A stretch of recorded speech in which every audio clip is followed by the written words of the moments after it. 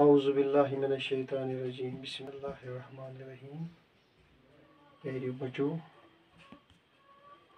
أزیُک یُس اَسہِ سبق چھُ کٲشرِس منٛز کٲشرِ کِتابہِ ہُنٛد سُہ چھُ سبق نمبر 5 ییٚمیُک عنوان چھُ أسۍ شُرۍ چھِ اکھ نظم اکھ اور یُس اَتھ سوال نمبر 2 چھُ اَتھ چھِ 3 پارٹ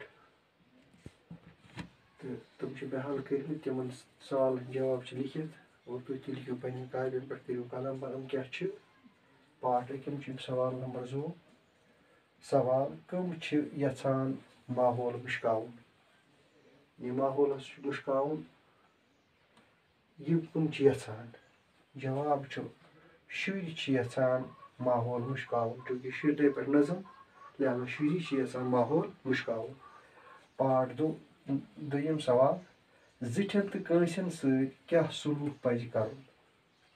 جواب چھُ اتھ سوالس زِٹھٮ۪ن ہٕنٛز پزِ تعظیٖم کرٕنۍ تہٕ کٲنٛسٮ۪ن سۭتۍ شفقت تھاوٕنۍ یہِ چھُ اَمہِ سوالُک جواب پارٹ 3 سوال شُرۍ کیٛاہ پٲغام چھُ پھٔہلاوُن یژھان جواب چھُ اتھ